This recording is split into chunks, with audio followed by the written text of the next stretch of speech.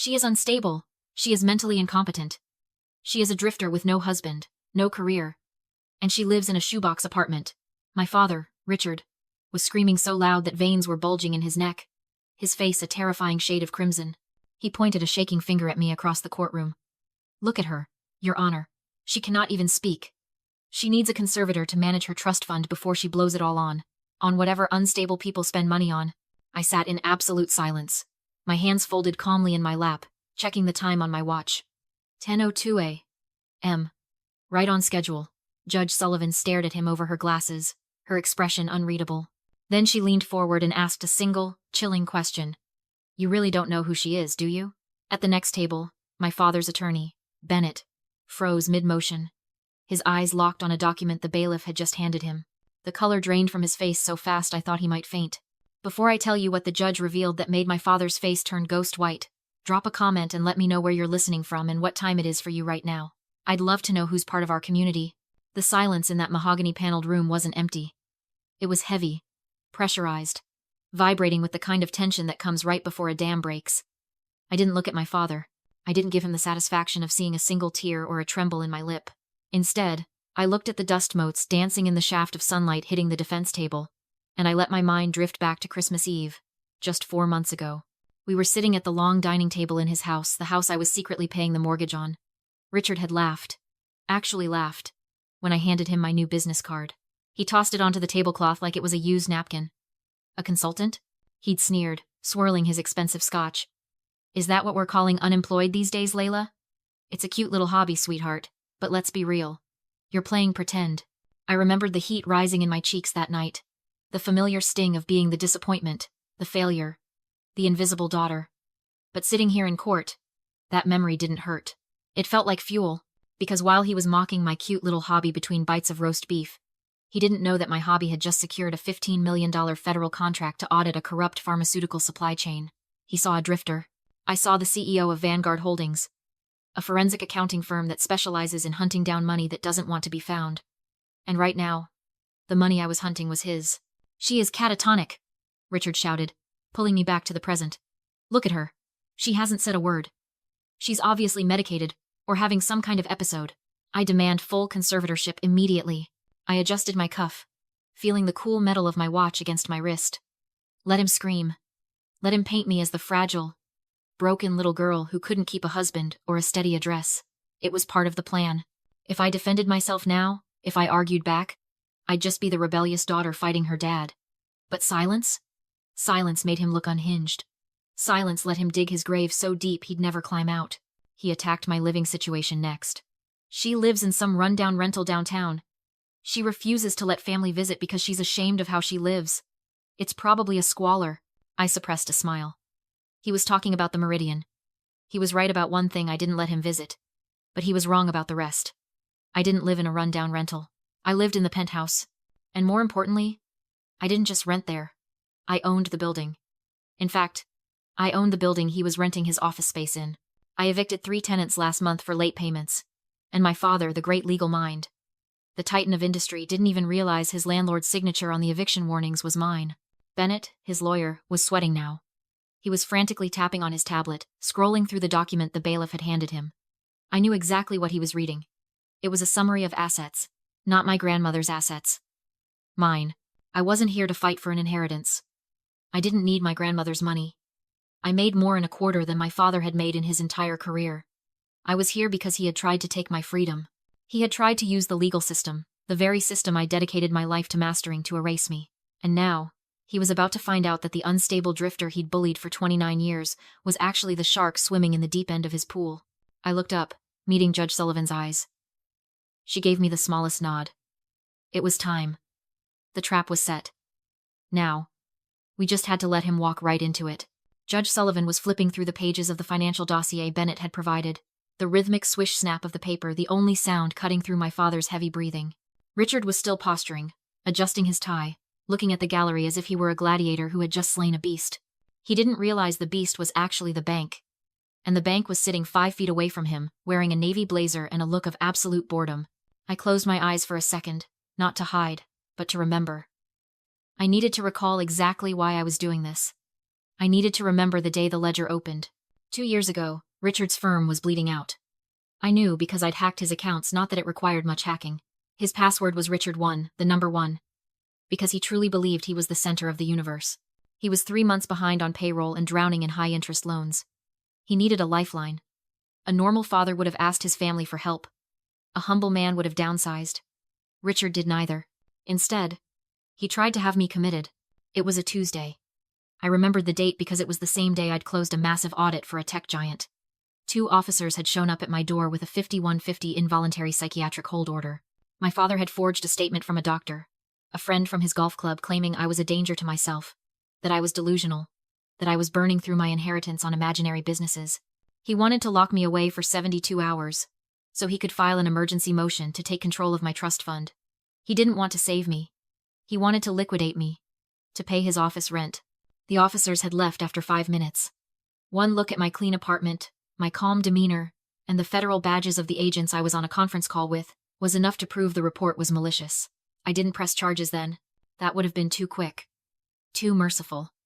Instead, I decided to become the solution to his problem and the architect of his nightmare. I created Vanguard Holdings the next morning. A shell company with a vague name and a registered agent in Delaware. Through Vanguard, I approached his bank. I offered to buy out his toxic debt. The bank was thrilled to offload a failing client. I bought his loans, his credit lines, everything. Then, I injected a fresh $650,000 into his firm under the guise of a private equity angel investor. Richard didn't ask questions. He didn't vet Vanguard. He just saw 6 figures land in his account and assumed the world had finally recognized his genius. And what did he do with the money I gave him? Did he pay his staff? Did he upgrade his outdated legal software? No. He bought a vintage Porsche 911 in slate gray. I remembered watching him pull up to Thanksgiving dinner in that car, revving the engine, boasting about his record-breaking quarter. He sat at the head of the table, carving the turkey, and looked right at me. "Maybe if you applied yourself, Layla," he'd said, wine staining his teeth, "you wouldn't be such a financial burden on the family legacy. It's embarrassing, really. At your age, needing handouts." I had smiled and eaten my potatoes. I was driving a 5-year-old sedan. He was driving a car paid for by the burden sitting to his left. He thought he was the king of the castle. But he didn't check the deed. He didn't read the loan terms. He didn't know that every mile he put on that Porsche was depreciating an asset that already belonged to me. "Your Honor." Richard's voice snapped me back to the courtroom. He was leaning on the podium now, regaining his confidence. "We are wasting time. My daughter clearly has no assets, no income, and no grasp on reality. This silence, it's a defense mechanism. She's terrified because she knows she's nothing without my support." I looked at him. Really looked at him. He wasn't a monster. He was just a bad investment. And today, I was closing the account. Bennett, his lawyer, finally looked up from the documents. His hands were shaking so bad the papers rattled against the table. He leaned over and whispered something urgent into Richard's ear. Richard swatted him away like a fly. "Not now, Bennett. I'm making a point." "You might want to listen to him, Mr. Caldwell," Judge Sullivan said. Her voice was ice. She held up a single sheet of paper, the summary of Vanguard Holdings' ownership structure. "Because according to this, the plaintiff isn't just your daughter. She's your boss." My father didn't gasp. He didn't stutter. He laughed. It was a wet, ugly sound that bounced off the wood paneling, stripping away the last shred of dignity he had left. He shook his head, looking at Judge Sullivan with the kind of condescending pity usually reserved for a confused child. "My boss?" Richard chuckled, smoothing his tie. "Your Honor, I don't know what forgery she slipped into your docket, but this is exactly what I'm talking about. Delusions of grandeur. It's a symptom of her condition. Layla doesn't run a company. Layla can barely run a toaster." Bennett, his lawyer, made a sound like a dying animal. He grabbed Richard's sleeve, his knuckles white. "Richard," he hissed, his voice trembling so hard it was audible 3 rows back. "Stop. Look at the seal. This is a federal incorporation document. It's real. You need to sit down." Richard ripped his arm away. "Get off me, Bennett. I'm not going to sit down while my daughter makes a mockery of this court." He turned back to the judge, his confidence morphing into aggression. He pointed a finger at me again, jabbing the air. "Look at her. Look at that cheap suit. Look at those scuffed shoes. Does that look like a CEO to you? She buys her clothes from discount bins. She drives a sedan with a dent in the bumper. Successful people don't live like refugees, Your Honor." I glanced down at my shoes. He was right. They were scuffed. I'd scuffed them climbing through a warehouse window last week to verify inventory for a client. I didn't replace them, because I didn't care. Unlike Richard, I didn't need to wear my net worth on my feet. She lives in the Meridian, Richard shouted, thinking he was delivering the killing blow. That crumbling brick pile downtown. I've seen the address on her mail. She lives in a studio apartment in a building that probably has rats in the walls. And you want me to believe she owns Vanguard Holdings? She can't even afford a doorman. I bit the inside of my cheek to keep my expression flat. The Meridian. He called it a crumbling brick pile. I called it a historic restoration project. And he was right about the rats when I bought the building 6 months ago. There were rats. I hired the exterminators. I hired the contractors. I renovated the lobby. And I took the entire top floor for myself. He thought I was a tenant in Unit 4B. He didn't know 4B was just the mail drop I kept to throw him off the scent. This is a waste of taxpayer money, Richard sneered, slamming his hand on the podium. She is unstable. She is alone. No husband, no children, no legacy. Just a sad, lonely girl making up stories. Sign the conservatorship order, Your Honor. Let me get her the help she needs before she embarrasses this family any further. He stood there, chest heaving, triumphant. He thought he'd won. He thought he'd exposed me. He didn't realize that by insulting the crumbling brick pile, he had just insulted his own landlord. Judge Sullivan slowly took off her reading glasses. She didn't look angry anymore. She looked bored. And that was so much worse. Mr. Caldwell, she said, her voice quiet and dangerously calm. I am going to give you 10 seconds to sit down and shut your mouth. Because if you say one more word about the plaintiff's mental state, I will hold you in contempt so fast your head will spin. Richard opened his mouth to argue. But Bennett physically yanked him into his chair. Good, the judge said. She picked up the next document in the stack. Now that we've established your opinion, let's look at the facts. Because, according to this deed, the crumbling brick pile you just mentioned, she doesn't just live there. Judge Sullivan slid a single piece of paper across the polished wood. It stopped mere inches from my father's trembling hand. The Meridian, she said, her voice devoid of emotion. Unit 4B is indeed a mail drop, Mr. Caldwell. You were right about that. But Miss Caldwell doesn't rent it. She owns the building, the entire building, including the commercial suites on the 3rd floor. The suites your firm currently occupies. Richard blinked. He looked at the paper, then at me, then back at the judge. His brain was misfiring. That's impossible. My landlord is a corporate entity. I pay rent to Vanguard Real Estate. I've never written a check to her. Vanguard, the judge repeated, tasting the word. She reached into the folder again. Now, that is a name that appears quite frequently in these files. Vanguard Real Estate. Vanguard Capital. Vanguard Holdings. She pulled out a thick binder, the spine cracking as she opened it. According to your firm's financial disclosures, Vanguard Holdings is your primary investor. In fact, they are the only reason your firm is still solvent. They injected $650,000 into your operating account 2 years ago. Is that correct? Richard straightened his tie, finding a shred of familiar ground. Yes. Vanguard is a private equity angel investor. They saw the potential in my firm. They recognized my legal acumen and decided to back a winner. They saved us. He sneered at me. Unlike my daughter, who wouldn't know a capital investment if it hit her in the face. Vanguard believes in me. I watched him preen. It was almost tragic. He was bragging about the rope I'd sold him to hang himself with. Vanguard believes in you, the judge echoed. She turned the binder around so he could see the incorporation documents on the first page. That is fascinating, Mr. Caldwell, because the sole incorporator, the CEO, and the primary signatory for Vanguard Holdings is Layla Caldwell. The air left the room. It didn't hiss. It vanished. Richard stared at the signature at the bottom of the page. It was my signature. The same one I'd put on his birthday cards that he threw in the trash. The same one I'd put on the lease renewal he'd signed last month without reading. No, he whispered. Then louder. No. This is a trick. This is fraud. He looked at Bennett, his face twisting into a mask of desperate arrogance. Bennett, tell her this is illegal. She's not a lawyer. She can't own a law firm. It's against the American Bar Association rules. Rule 5.4. Non-lawyers cannot hold equity in a legal practice. This contract is void. He turned back to me, a manic grin spreading across his face. He thought he had me. He thought he'd found the loophole. You stupid girl. He laughed, pointing a shaking finger at my chest. You tried to play big shot, but you didn't do your homework. You can't own my firm. It's illegal. You just admitted to a regulatory violation in open court. I'll have you disbarred. Or whatever they do to fake accountants.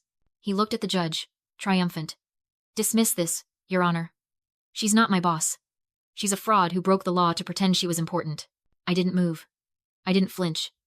I just leaned forward, resting my elbows on the table. And finally, for the first time that morning, I spoke. You're right, Richard, I said softly. I can't own your firm. I stood up. But you didn't read the contract, did you? I walked around the defense table, my heels clicking on the hardwood floor with a deliberate, steady rhythm. Bennett shrank back in his chair as I approached, clutching his briefcase like a shield. But Richard didn't retreat. He puffed out his chest, still clinging to his delusion that a technicality would save him. I didn't buy equity in your firm, Richard, I said, my voice cutting through the stale air of the courtroom. I know Rule 5.4. I memorized the ABA model rules before I even incorporated Vanguard. I stopped right in front of him, close enough to smell the stale scotch on his breath from the night before, close enough to see the sweat beading on his upper lip. I didn't invest in you, I said cold and clear. I bought your debt. I motioned to the judge, who nodded and handed me the thick file of loan agreements. I tossed it onto the table in front of him. It landed with a heavy thud.